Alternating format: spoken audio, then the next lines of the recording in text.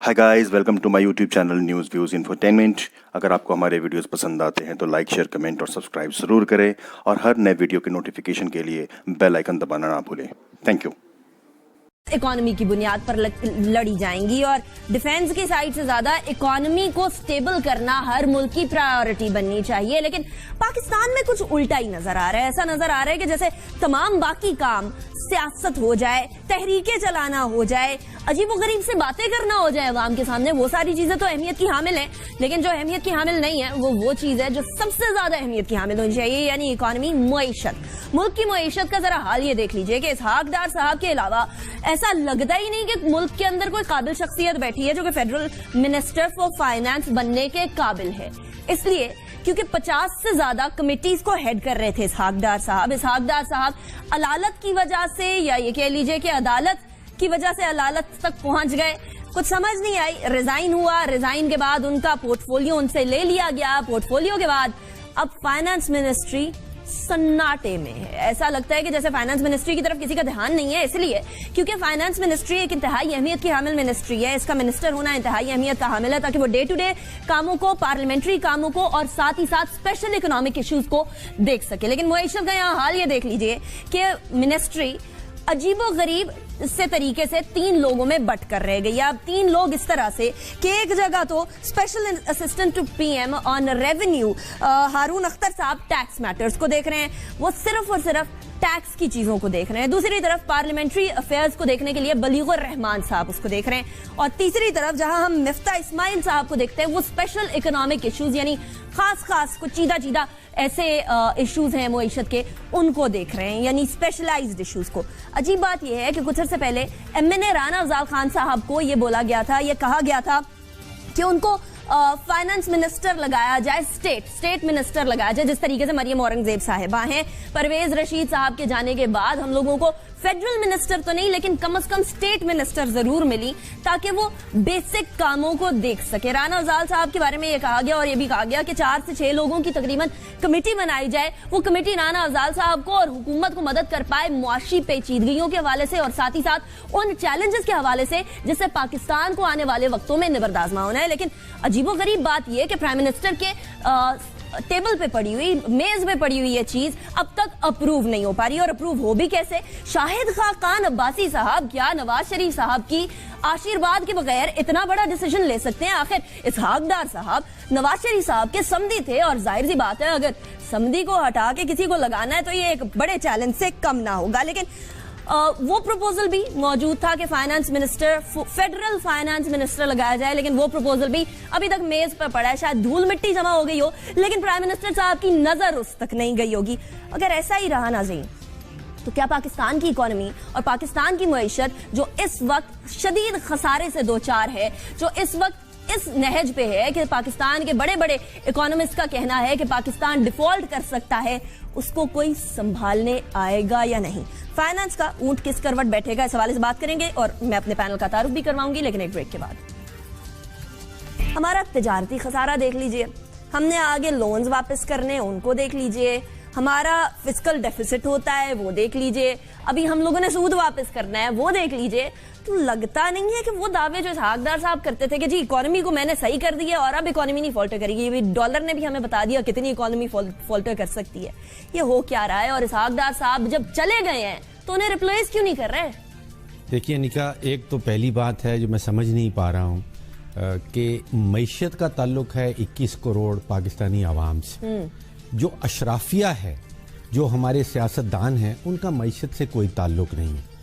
आप आए दिन मईशत का प्रोग्राम करती हैं जिसका 21 करोड़ पाकिस्तानियों से ताल्लुक जरूर है, लेकिन वो जो सियासतदान हैं, जो 1174 में कहता हूँ जो हमारे मेंबरान हैं सेनेट के, नेशनल असेंबली के और सूबाई असेंबलियों का, उनका मईशत से कोई ताल्लुक नहीं। वो सिर्फ और सिर्फ सियासत पे फोकस करते हैं, क्या सेनेट के इलेक्शन होंगे या नहीं होंगे, वो 90 अरब रुपया जो बांटा जा रहा है डेवलपमेंट फंड्स के लिए वो किसको किसको मिलेगा, वो 30 अरब रुपया जो शुगर की सब्सिडी में जा रहा है वो किन मिल मालकान को मिलेगा, 21 करोड़ आवाम के लिए कोई इस वक्त सोच बोच नहीं कर रहा कि उन्होंने क्या करना है। ये आप जो कह रही हैं कि हमने बहुत सारे कर्जा जात देने हैं, हमारा फाइनेंसिंग गैप आ गया है, हम सूद कहाँ से देंगे, ये मसला है उन 21 करोड़ पाकिस्तानियों के ऊपर, उनके सर पे पड़ेगा, वो खुद ही भुगतेंगे। यहाँ पे आप टीवी प्रोग्राम्स में भी देख लीजिए, कहीं मईशत की बात नहीं होती, सिर्फ बात वही होती है जो सियासतदानों के लिए होती। मामला कुछ ऐसे है कि हमारा जिसको फाइनेंसिंग गैप कहा जा रहा है, जो बैलेंस ऑफ पेमेंट क्राइसिस है, वो एक तो आज तारिक बाज हमारे गवर्नर साहब जो स्टेट बैंक के गवर्नर हैं, उन्होंने भी कहा कि 12 अरब डॉलर का गैप सामने आ रहा है। उसमें एक क्लैरिफिकेशन ये है कि उन्होंने जो हमें रवायती तौर पे कर्जे मिलते हैं, वर्ल्ड बैंक हमें रवायती तौर पे 4 अरब डॉलर साल का देता है, एशियन डेवलपमेंट बैंक हमें रवायती तौर पे 2 अरब डॉलर देता है, फिर वो यूएस एड से, जर्मनी से, स्विस से, ऑस्ट्रेलियन एड से, वो सब बाइलैटरल एड जो है मिला के 1.5-2 बिलियन डॉलर वो बन जाती है। ये गवर्नर साहब ने ऑलरेडी अंदाजा लगा लिया कि ये तो हमें मिलने ही मिलने हैं। इसके बाद का वो फाइनेंसिंग गैप कह रहे हैं, यानी कि ये 8-10 अरब रुपए के कर्जाजात जो रवायती हमें मिलते हैं, वो तो गवर्नर साहब ने अपनी कैलकुलेशन में लगा लिए कि वो तो हमें मिलने ही हैं। उसके अलावा 12 अरब डॉलर का इस साल फाइनेंसिंग गैप आ रहा है, जिसका मतलब ये है कि हमें 12 अरब डॉलर की मजीद भीख मांगनी होगी या मजीद कर्जा जात लेने होंगे। तो ये तारीखी मामला है पाकिस्तान की माशी तारीख में, 70 साल माशी तारीख में इस किस्म की सूरत हाल पहले कभी पाकिस्तान ने देखी नहीं। चलिए ये भी देख लिया, कभी there is a first to everything, तो फर्स्ट टू दिस भी हो गया। डॉक्टर आबिद सुलेरी साहब की तरफ में जाती हूँ। डॉक्टर साहब, अगर हमारा इतना फाइनेंसिंग गैप आ रहा है, हम लोगों को इसको पुर करने की जरूरत है, क्या करेंगे?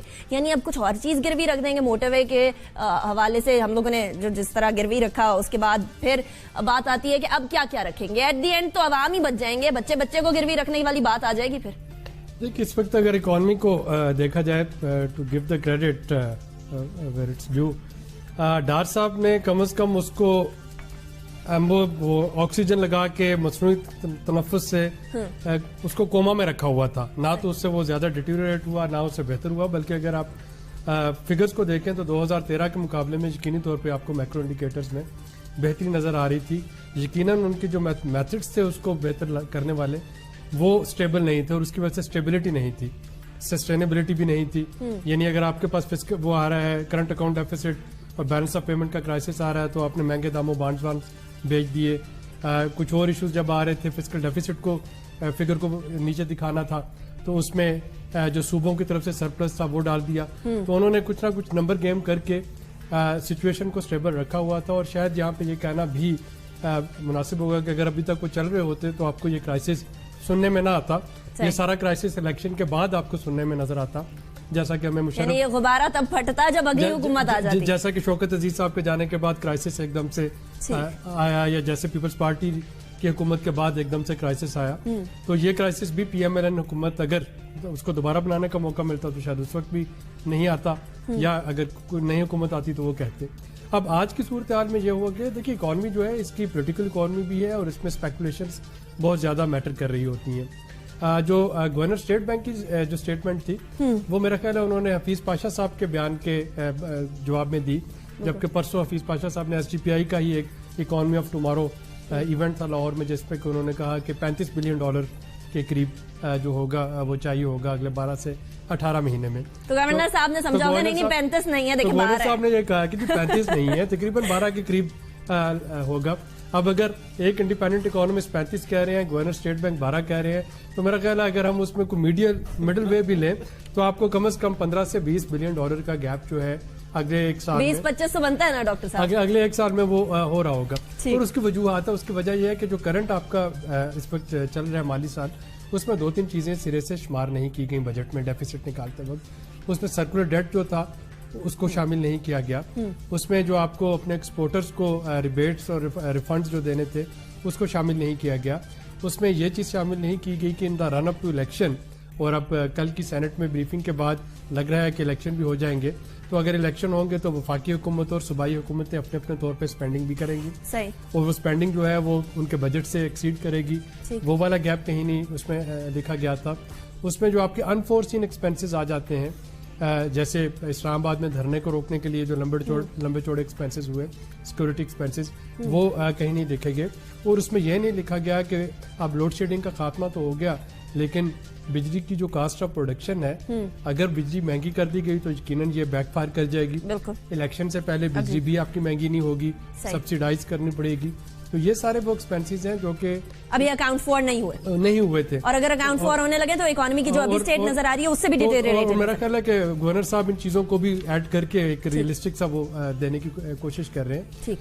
अब अगर दूसरी तरफ देखा जाए तो हुकूमत को खतरा तब होता है इकोनॉमी को जब वो अपने कर्जा जात की अदायगी में नाकाम हो जाए। सही। वो गवर्नर साहब ने आपको एक फिगर बता दिया कि जी $14 बिलियन के हमारे इस वक्त रिजर्व्स पड़े हैं, $6 बिलियन हमें इस माली साल में वापस करने हैं।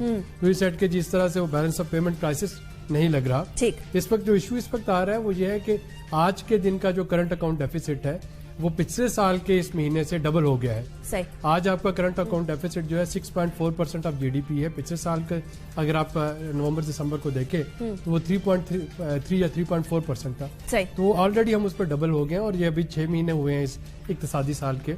6 महीने इसमें मजीद एंड ऑफ द ईयर के अंदर क्या होगा ये पता नहीं है। ये बढ़ेगा, यकीनी तौर पे ये बढ़ेगा। ठीक। और इसमें ये देखना है कि अब हुकूमत जो है अगर वो नए स्कूप बॉन्ड और नए यूरो बॉन्ड भी नहीं देती, IMF की जो नई स्टेटमेंट आई है, अगर आपने पिछले हफ्ते IMF का रिव्यू पढ़ा हो, जो रिपोर्ट आई थी, तो IMF में ये इंडिकेशन नहीं दी कि हुकूमत दोबारा उसके पास जाना चाह रही है। सही। तो इसका मतलब है कि हुकूमत IMF के पास नहीं जाना चाह रही। हुकूमत अगर नए यूरो बॉन्ड और स्कूप बॉन्ड भी नहीं लेके आना चाह रही, तो फिर सारी की सारे जो दारोमदार है इस वक्त वो मुझे लग रहा है कि चाइना पे है। ठीक। कि सीपेक से शायद या चाइना से कुछ बजटरी सपोर्ट मिल जाए, और अगर वो मिल जाती है तो चीजें आगे चलती जाएंगी, और अगर नहीं मिलती तो फिर हम फंसे रहेंगे। मैं जरा डॉक्टर साहब की तरफ भी जाना चाहूंगी, डॉक्टर शाहिद हसन साहब की तरफ जाना चाहूंगी। डॉक्टर शाहिद हसन साहब, हमें समझ नहीं आ रही है, एक आम शहरी को, एक लेमैन को ये समझ नहीं आ रही कि आखिर फाइनेंस मिनिस्ट्री संभाल कौन रहा है। यानी एक जगह पर हम लोगों को special assistant PM on revenue नजर आते हैं, हारून अख्तर साहब, वो टैक्स मैटर्स को संभाल रहे हैं। दूसरी तरफ हमें बलीगुर रहमान साहब नजर आ रहे हैं, वो पार्लियामेंट्री मैटर्स को संभाल रहे हैं। तीसरी तरफ हमें स्पेशल इशूज संभालते हुए जो मईशत के कोई ऐसे मसले मसाइल हैं जो जरा स्पेशलाइज्ड हैं, उसको मिफ्ता इस्माइल साहब संभालते हुए नजर आ रहे हैं। फिर फाइनेंस सेक्रेटरी साहब जो हैं वो भी रिटायर हो रहे हैं 15 दिनों के अंदर। संभाल कौन रहा है मैटर्स को, और क्या फाइनेंस ऐसे चलाया जाता है, क्या मईशत ऐसे चलाई जाती है? मईशत हमारी प्रायोरिटीज के अंदर है ही नहीं, इसलिए वो मुल्क बचाओ, वो कर्ज उतारो मुल्क सवारो वाली चीज से लेकर आज तक हम कर्जे में फंसे हुए हैं, लेकिन निकल नहीं पा रहे। 1,30,000 से ज्यादा रुपए का हर बच्चा कर्जदार है। अब जरा आप सोचिए कि आपने 1,30,000 कैसे जमा करने हैं हर बच्चे के लिए, हर फैमिली मेंबर के लिए, कैसे कर्जा उतार रहे हैं। हुकूमत नहीं सोचेगी। हमारे आज के शो से इतना ही। हमें फीडबैक जरूर दीजिएगा। अपना बहुत ख्याल रखिए। अनीका निसार के नाम से मैं ट्विटर पर मौजूद हूँ। अल्लाह।